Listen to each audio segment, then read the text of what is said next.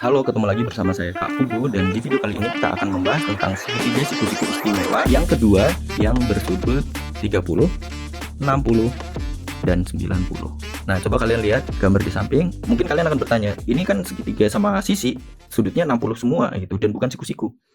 Kok gambarnya kayak gini gitu?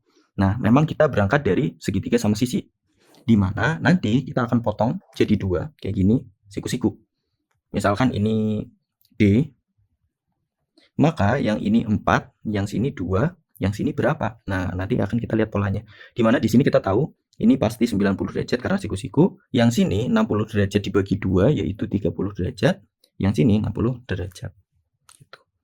Oke, sekarang kita coba hitung dengan cara manual ya. Ini 4, ini 2, yang satu berapa? Kayak gitu, oke? Dengan menggunakan rumus teorema Pythagoras, di mana kita tahu ini kan berarti B misalkan. Oh, A. A itu rumusnya adalah akar dari C kuadrat min B kuadrat gitu. C-nya itu maksudnya hipotenusa gitu ya. C kuadratnya 4 kuadrat, B kuadratnya itu 2 kuadrat.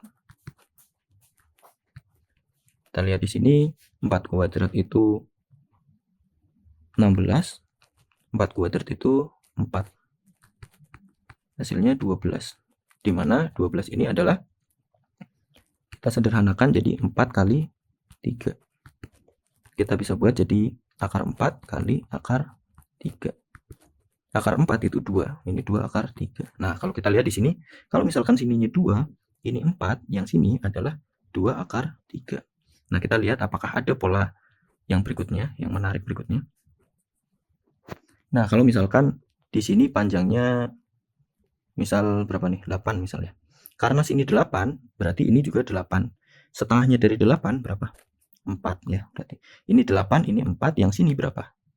Kita coba hitung. Berarti tadi itu kita mencari A sama dengan akar dari 8 kuadrat dikurangi 4 kuadrat. 8 kuadrat itu berapa? 64. Sementara 4 kuadrat itu 16. Kalau kita kurangi berapa nih? 8, 48. Nah, 48 ini bisa kita pecah menjadi bilangan perkalian dari bilangan yang salah satunya bisa diakarkan. Nah, 48 ini bisa kita tulis sebagai 12 kalikan 4. 4-nya kan bisa diakar. Nah, 12-nya juga ternyata bisa kita pecah menjadi perkalian dua bilangan yang bisa diakar. Di mana ini jadi 3 kalikan 4. Oh iya benar. 3 kali 4 kali 4. Nah, ini kita sederhanakan jadi akar 3 kalikan akar 4 kalikan akar 4. Akar 3 kali 2 kali 2. 2 kali 2 4, berarti ini hasilnya adalah 4 akar 3. Oke. Berarti sekarang kita menemukan satu pola baru sisinya. Yang pertama tadi perbandingannya adalah 2, terus di sini 4, yang satunya adalah 2 akar 3. Nah, kalau ini 4, ini 8, yang terakhir tadi adalah 4 akar 3. Nah, apakah polanya adalah 1 banding 2 banding akar 3? 1 akar 3? Apakah kayak gitu? Nah, kita coba buktikan pakai pembuktian matematika. Misalkan ini adalah 2A. Yang sini setengahnya 2A berarti A. Kita lihat di sini tuh apa. Oke? Nah, karena di sini adalah sisi, bukan sisi miring ya, sisi tegak. Misalkan ini X. X sama dengan akar dari A kuadrat, akar dari 2A dikuadratkan dikurangi A kuadrat. Akar dari 4A kuadrat kurangi A kuadrat. Hasilnya apa? 3A kuadrat.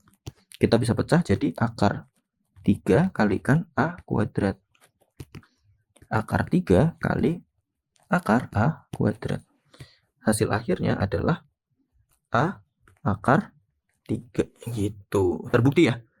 Terbukti. Jadi kita bisa menuliskan perbandingannya adalah kalau sisinya sini A, berarti A banding 2A dibandingkan dengan A akar 3 gitu.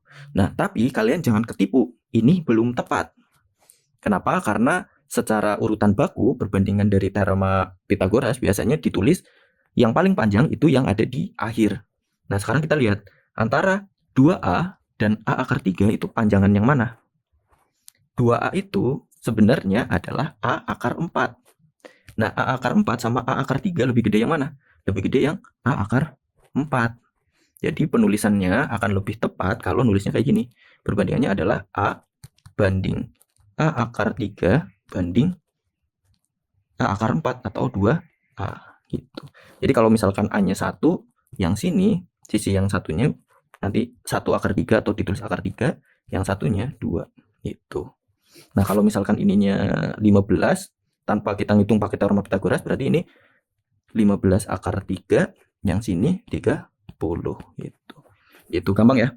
Nah, saya minta kalian untuk mencatat ini, kemudian ditandai gitu. Di buku kalian tuh dikasih gambar apalah yang kalian suka, gambar Naruto lah, gambar apa gitu, supaya kalian ingat gitu tempatnya tuh ada di mana. Perbandingannya seperti ini.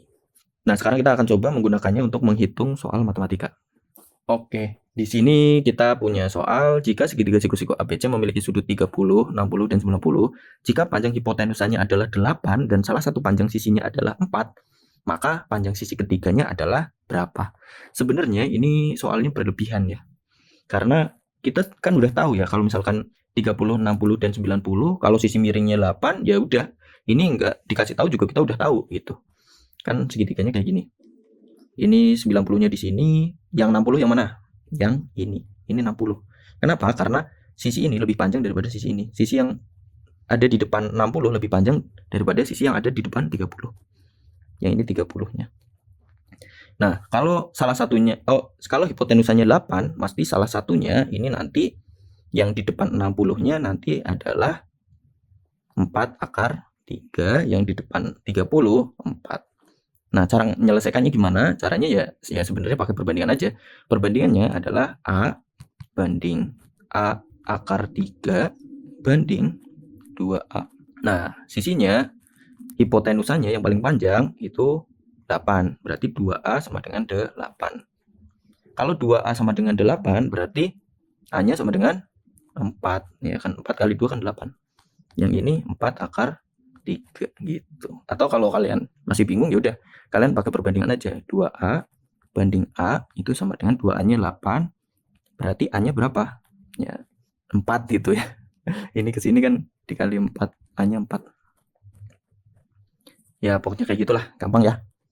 Itu adalah cara yang ketiga menggunakan pola dari segitiga istimewa untuk menghitung salah satu sisi dari segitiga siku-siku tanpa menggunakan teorema Pythagoras ataupun triple Pythagoras. Ya, itu aja mungkin dari saya, dan nanti mungkin kita akan ketemu lagi di latihan-latihan soal, karena materi Pythagoras itu sebenarnya hanya yang sudah kita bahas ini gitu, nggak ada lebih dari itu. Oke, sampai bertemu di video selanjutnya.